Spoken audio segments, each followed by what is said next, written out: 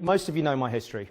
Ex-tennis coach, quite reasonable, terrible tennis player, but I could teach. And my joy was working with really, really young children. And I had various coaching roles. So I had a commercial role at David Lloyd. I set up a community club from scratch. I worked as a head pro in a club. And I was then headhunted by the Lawn Tennis Association. It was during that 4-year period that I recognised there was a gap in the market. So I came out of working from the Lawn Tennis Association and set up Ash Taylor Tennis. It originally was called Attack Tennis, okay? And we changed the name to Ash Taylor Tennis because I would advise that actually it's all right to have a business under your name. I mean, David Lloyd's done all right. It's still kicking around. I think he sold it, or it has been sold 7 times now, David Lloyd clubs, okay? To Whitbread twice. First time for £1, and then it flipped around, but there you go. That's the way the world works, I guess. So I set up Ash Taylor Tennis. In the first year, I remember we posted about 30 grand. And I remember thinking, do you know what, this is really hard work. Because I earn more than that as a court jockey, just hitting balls for a living. Probably about twice as much as that. And you start questioning yourself. And it was then that I attended my first mastermind on a bursary. And I was encouraged to think a little bit bigger. And the words that come to mind at that time were, all you need is a packet of stamps and a pair of brass balls. Because there are 4,500 tennis clubs in the country, why limit yourself to 4 or 5? So I did. And some of you in this room will know the story of me going to Dixon's and purchasing 5 DVD players and recording a video. That's the front bit of the video, pre-beard. As you can see, I look about 12. I'm recording this video, sending it out on a DVD player, wrapped in a really good sales letter, with a post-it note from my daughter, Josie, who I think was 8 at the time, saying, when you finished watching Daddy's DVD, can you send back my DVD player? Love, Josie. Everybody called me. Everybody called me. And that bit of direct mail marketing, which is the first time I'd ever done anything like that, it worked. And we went in 18 months from that 30 grand to just under 300, which was a massive scaling, you know, relatively compared to what I had before. But I didn't know then what I know now, and I still don't know what I don't know. And I got a lot of things wrong. I got a lot of things, as Dan pointed out this morning, I got a lot of things right. The fact that we were able to get bums on seat, the fact that we had over 1,200 kids playing under my name with T-shirts with my name on it, the fact that we were in 40-odd schools, the fact that I had 2 full-time community coaches. And at the time, this was massive for me. And I'm looking across the room at James here, and we're going to hear from him later on. He's going, yeah, that's like my little bit. I've got this empire. But at the time, for me, it was huge. It was massive. And I was on the crest of this wave. And we set up Ash Taylor Education so that we could start to educate our future staff. Because I could not get coaches in quickly enough. So I just thought, well, I'll just train my own. So we were taking 16-year-olds, putting them through qualifications, mentoring them, giving them good jobs, putting them alongside full-time professional coaches, and then allowing them to find their own way with the right structure and the right systems.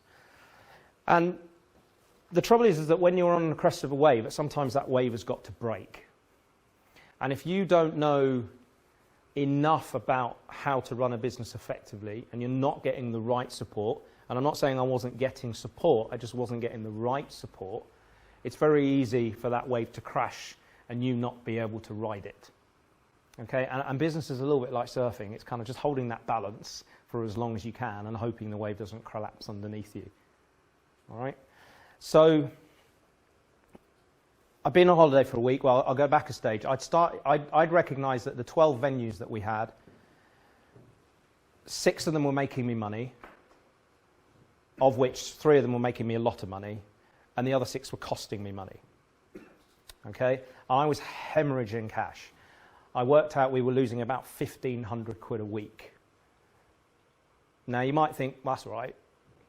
But when you've got 9 months to break even, and I didn't know that until afterwards, these are all things I didn't understand, you start to lose a lot of money. Many of you will know I sold my house. I put 40 grand of my own money into the business. I borrowed 20 grand from my mum, put that into the business. Then I had started having conversations with my head pro at the time and his fiancée, who was my general manager. And we talked about them taking on the business on an earn-out basis. So all I wanted was the money I'd invested back, and I wanted to step away because I was starting to do other things. The education side of the business was taking off. Tennis Whiz was quite exciting. The community thing that we were doing was happening as well. And I kind of felt pulled and distracted. I went on holiday, let them think about it. I came back. I was having coffee in Brown Bag in Wokingham. I wasn't coding, but I couldn't find a photo that was had emails on it. You can imagine me coding, got to be honest. Okay. And I just checked my emails, and I'd been really good. I hadn't checked my emails while I'd been away. I'd been away for about 4 or 5 days, down to Cornwall to see a friend of mine.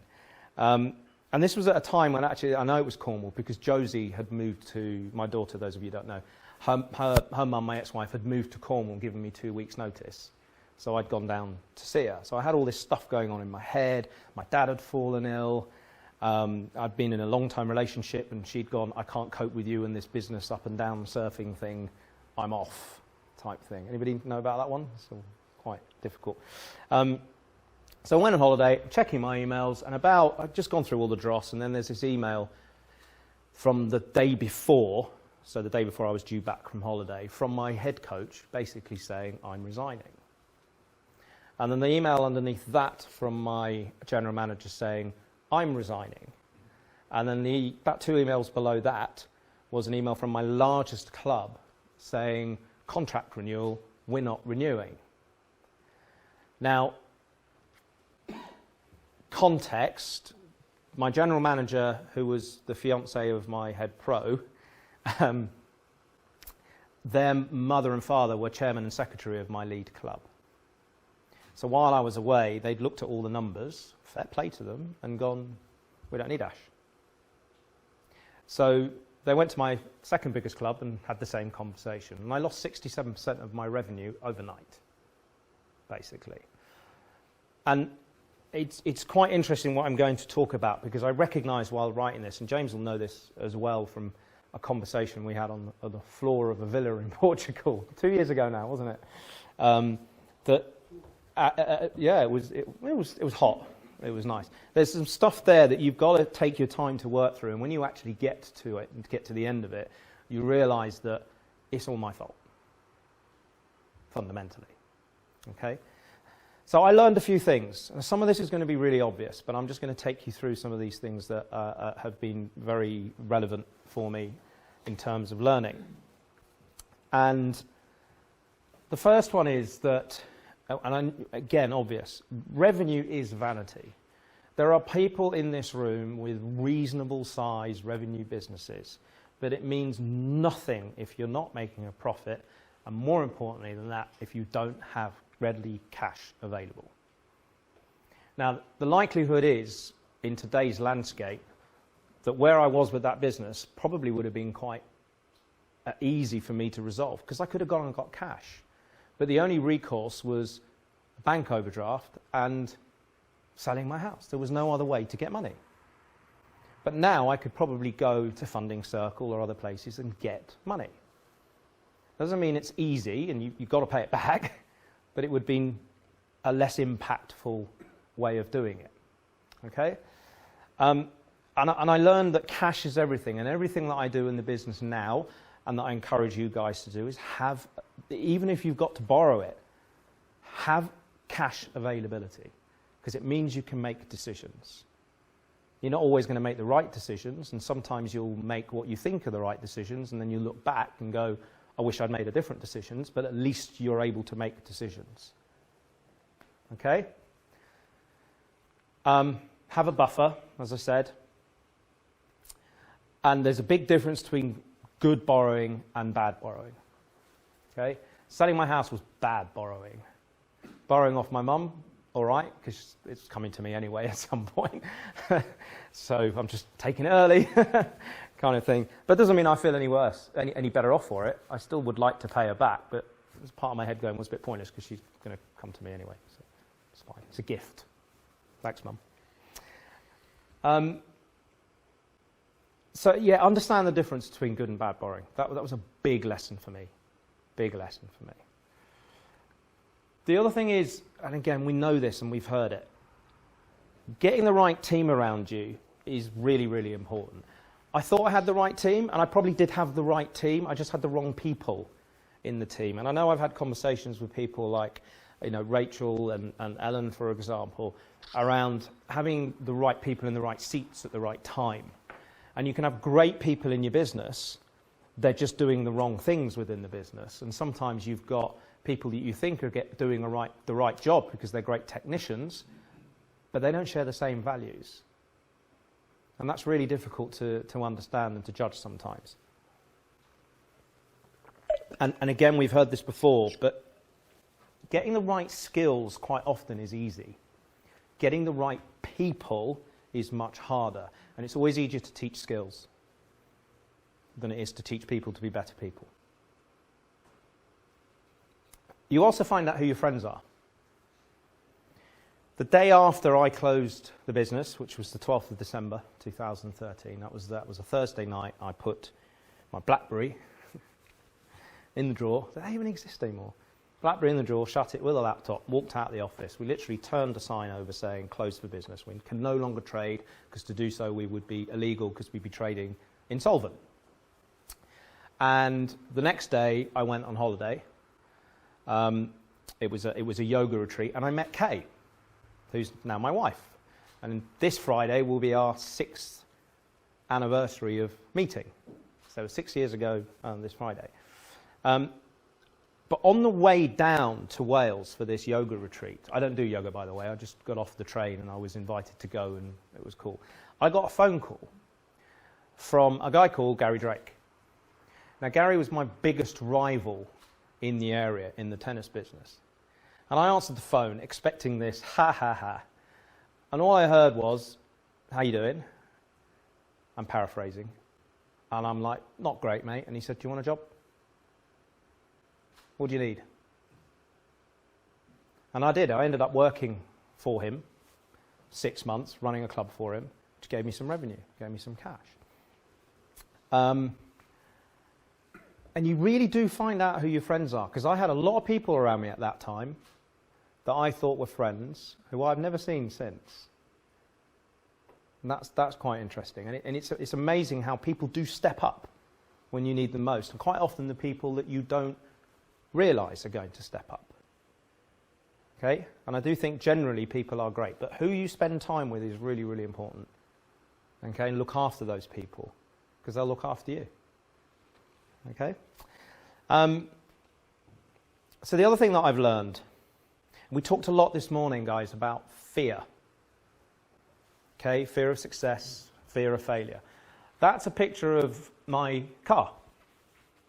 It's an Audi A4, black estate. At the time it had about 80,000 miles on it.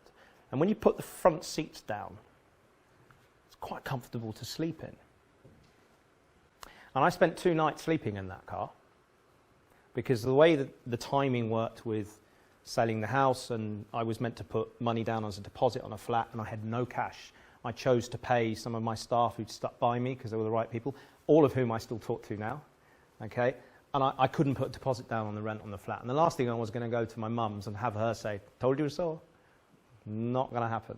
So I slept in the car. Because pride, we talked about pride this morning, didn't we? Pride wouldn't let me go to my mates and say, can I keep on the floor? And all of them would have gone, yeah, not a problem, have a spare bedroom, stay as long as you like. But I could not bring myself to do it. So I slept in the car. Okay? But when you slept in your car, it's really easy. There's people here going, wow, that's horrible. At least I had a car to sleep in. I'll say it again, Audis are quite comfortable. Okay? Nice leather seats, all the rest of it. It was okay. The head went on it a year later, but that's a different story. But I'm really thankful now that I had a car to sleep in, because that really helped. Okay? I could have been out anyway. You don't know what. I did a night walk. I'm not saying it would ever been this bad, because somebody would have taken me in. But I did a night walk for shelter last week. And the thing I kept coming back to is that I'm going to walk in the cold. It was -2 through London, 10k. It's not very far, whatever. But I get to get on a train and go home. Many people don't. Many people don't. So every time I'm faced with a little bit of fear, I just go, well, is the worst that happens worse than that? No. Yeah, that's why I only buy SUVs now, at least SUVs. Okay? One of the things that we had to go through is I had to sublet, when I did get a flat, I had to sublet Josie's bedroom so that I could help pay the rent. And Josie used to sleep on a mattress on the floor with me when she came to visit. And I go back to, well, whatever happens, is it going to be as bad as that? Well, probably not. And even if it is, I've been through it. I've been through it, so I can go through whatever else is put in front of me. Okay?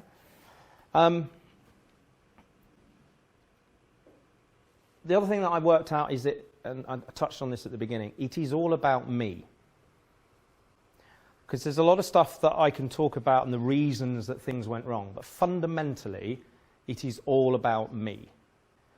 Okay? We all focus on what we don't have, but being grateful, being thankful for what you do have. As I said, sleeping in the car, at least I had a car to sleep in. Okay? I look around the room, not just this room, but I speak to a lot of people. I was with one of our neighbours last week complaining about their veg delivery not turning up on time. And sometimes you just kind of, we actually are really quite privileged. And if anyone is earning 100, we have all these aspirations, but 100 grand salary, wage, puts you in the top 1% of earnings in this country. The top 1%. But we want more. Now, I'm not saying for a moment that you should limit yourself. Okay? We talked about glass ceilings this morning as well. Okay, I'm not saying you should limit yourself. But actually just taking stock and thinking, what do I have? And I could be grateful for that instead of always chasing more. So I say, all about me. We all know this quote, and I think I think the big thing that's come out of this, and I think James will understand this quite a lot. Great quote, Rocky Balboa. He's not real, but we know that Sly Stallone wrote all the scripts himself. Okay. Want to see the toughest opponent you'll ever face? Look in the mirror. Because you're the only person you've got to compete with. You're the only person you've got to beat. And I battle with that every day. I've been battling with that for the last 6 years. Is defeating myself. Because there's nothing I can't do if I don't get out of my own way. It's as simple as that. And I came across this model. I know a couple of you have seen this already, but I thought it would be really useful to go through it again. And it's this model here, or bed. And there are two types of people in this world. And one type of person likes to stay in bed. Okay? And the other type of person will grab an oar and row. And specifically, what I mean by that is this. So I'm working from the bottom up here. Okay? So from the bottom up. If you stay in bed, if you're the kind of person that likes to stay in bed, and bear in mind this is a bit of a metaphor, so I know a few people are envisioning themselves all tucked up in their pillows. A few people are sleeping now because it's so hot in the room, which is why I've opened the window. But there's a lot of denial. And I spent a lot of time going, this isn't happening. And because it's not happening, I'll ignore it. And if I ignore it for long enough, it won't happen. And I was being told, and I look back now, and people were saying to me, you're running out of cash. But I continued to spend, because it'll be all right, because I was in denial. Okay? You make excuses. Oh, well, those people aren't doing what they're supposed to be doing. Oh, that club, we shouldn't have taken it on in the first place. That was a mistake, but that's okay, we'll fix it. Processes aren't quite right yet. You make excuses. And this one, blame. Because it'd be really easy for me to blame my general manager, and my head pro. But they did what was right for them. The only person I can blame was me for being in denial and making excuses. Okay? The other type of person, and I'll be honest, I spent a lot of my life here. I spent a lot of my life here being in bed. It's always someone else's fault. You know, it's that classic thing, you've got two kids, and one of them's drawn on the wall, and you ask them, who did that? They both go, it wasn't me.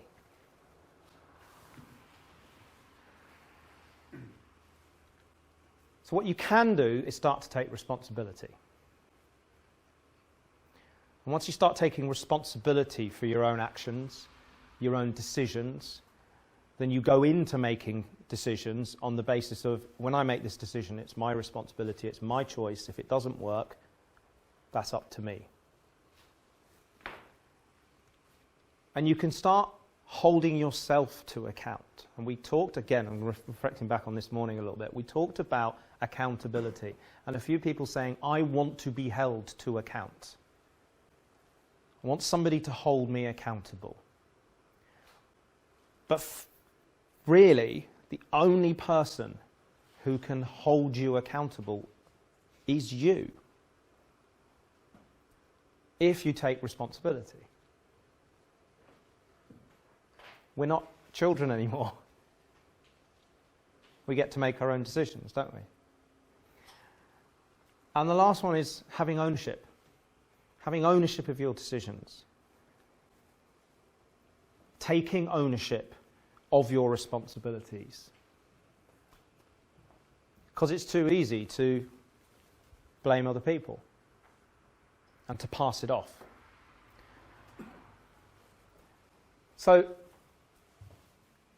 I think I wish I'd come across this model 6 years ago, I've got to be honest. It was about 6 months ago, and I know I shared it with Ellen and a couple of other people.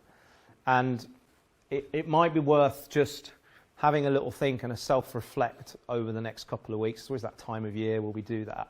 And, you know, think about the decisions that you've made, some of the stuff that's happened in your business or personally, good or bad. But have you been in bed whilst that stuff's going on? Okay? Maybe challenge your language, your thinking, some of the reasons behind how you perceived things happened. Or have you behaved responsibly? Have you had accountability to yourself, and have you taken ownership of the situation? Because ultimately it's up to you, whatever you do. And I think that's the biggest learning that I took from that, was that everything that happened in that business was down to me. My fault, my responsibility. I have to own it. The brilliant thing is that everything that's happening in this business now is also my responsibility. I own it, and I'm accountable for it. And when things go right, yay. And when things go wrong, look at myself, not at everybody else around me, because that's the easy thing to do.